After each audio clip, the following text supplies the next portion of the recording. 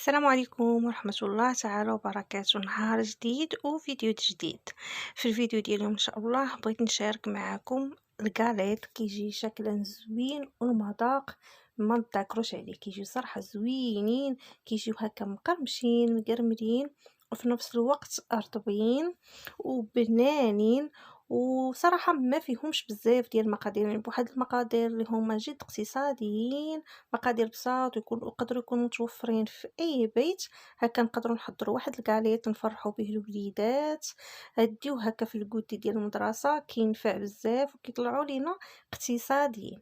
المهم البنات دابا غادي ندوز معكم مباشره، انا كنقول لكم في المقادير وفي نفس الوقت كنحضرهم. عندي هنايا جوج ديال البيضات، غندير معاه كاس ديال السكر سنيده وكاس ديال الزيت النباتيه، وغادي ندير كذلك واحد نصف كاس ديال الحليب. ديما البنات الكاس اللي تعبروا فيه في الاول هما اللي غتبقاو تستمروا تعبروا به المقادير كاملين. غنزيد هنا واحد ساشي ديال الفاني، تقدروا البنات تنكهوهم باي حاجه متوفره عندكم، سواء الفاني سواء قشور ديال الحامض او قشور ديال الليمون، المهم اللي متوفر عندكم تقدروا تنسموا به. هنا انا الخليط ديالي غنخدمو غير بايديا لان من بعد غادي نحتاج انني نعجنو. صافي غنخلط المكونات كامله بايدي حتى كنحس بهذاك البيض، صافي ما بقاوش فيه هذوك الخيوط بزاف، ونسجم ليا مع باقي المقادير. من بعد غادي نبدا نضيف هنايا في الطحين، ونضيف كذلك واحد جوج خمارات ديال الحلوى. هنا راه عندي جوج الاكياس ديال الخميره الخاصه بالحلويات غادي نضيفهم، والطحين راه غنبقى نضيف عيني ميزاني حتى كنحس بان صافي الخليط ديالي تجمع.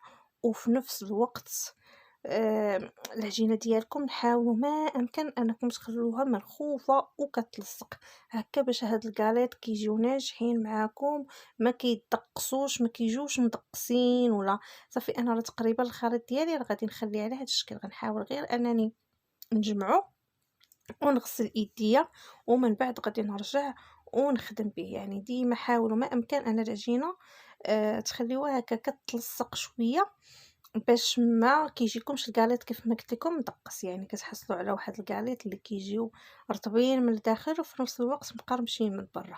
صافي العجينه ديالي ها هي من بعد ما غسلت ايدي غندوز وغادي نستعن بهاد البابي كويسو هكا باش يسهل عليا انني نسرح العجين، لان كيف ما شفتوا راه مرخوفه وكتلصق. غنرشو هكا بشويه ديال الطحين باش يسهل عليا، وغادي ندوز وغادي نسرحو بالمدلك. المهم نتوما تقدروا ديروا بابي كويسو اولا بلاستيك، داك البلاستيك المقول الغليظ، المهم اللي متوفر عندكم غادي تستعملوه غير باش البنات يسهل عليكم الخدمه وما يبقاش يتلصق لكم في البلاصه فين كتخدموا.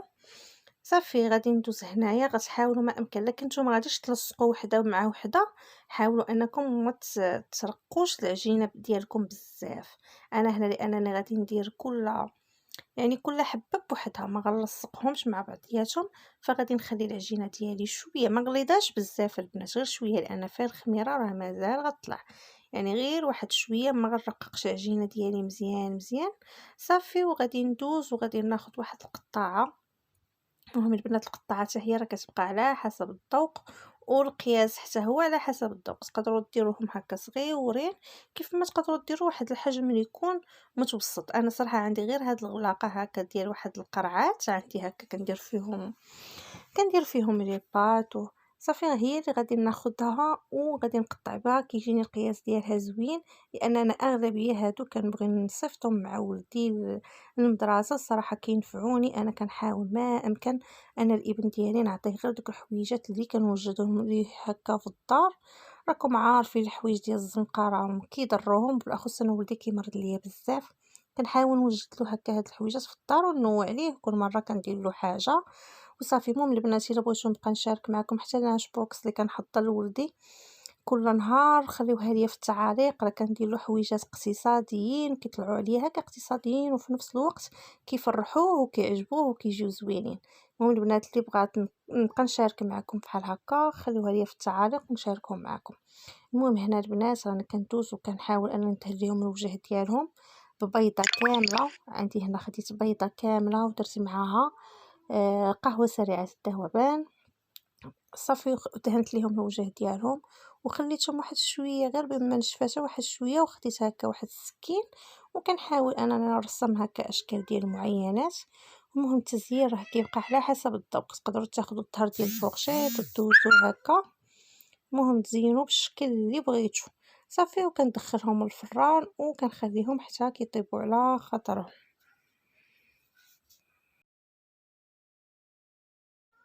هانتوما كيف ما شفتوا البنات راهم ساهلين بزاف في التحضير، يعني بساط شي زعما البنات الا جربتوهم غادي ينالوا الاعجاب ديالكم وغادي تبقاوش تستغناو على هاد الوصفه، لان كيجيو ناجحين كيجيو لذاذ وحتى انهم بساط ومكونات اقتصاديين ومتوفرين في اي بيت. راكم شفتوا ما فيهمش قوه التعقيدات. تما راه شفت واحد الوحيده صغيره لان الابن ديالي كان حدايا وقال لي خلي لي عطيني شويه العجينه هكا نقاد ديالتي بوحديتي. صافي درت له هكا خاطرو ما فيها باس، مره نديرو للوليدات خاطرهم، واخا ما كيكونش عندنا الخاطر باش نعطيوهم هكا يبقاو يلعبوا كيفاش غادي نديرو نصبروا. صافي البنات من بعد ما تحمروا خرجتهم من الفران، شوفوا كيفاش كيجيو، راه الشكل ديالهم كيجي زوين. هنا البنات التصوير راه ما عاطيهمش حقهم، لان الصراحه كانت هاد الوقيته صافي ملي طابو كان ظلام الحال وانا ما عنديش الاضاءه قويه باش نصور لكم.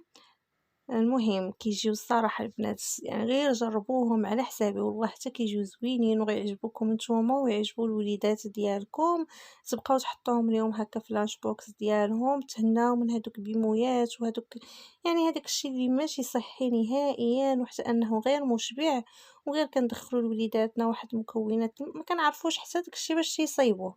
هادو والله حتى زوينين، يعني لو ولفوا وليداتنا نبقاو نوعوا ليهم بهكا بلي غاليت لي كوب كيك المهم بزاف د الحويجات. وهنا البنات نحاول انني مره نتقاسم معكم الحويجات اللي كنوجدهم وكنحتفظ بهم هكا في المجمد، وكنبقى مره كنوع لولدي هكا كندير له هكا مسمان.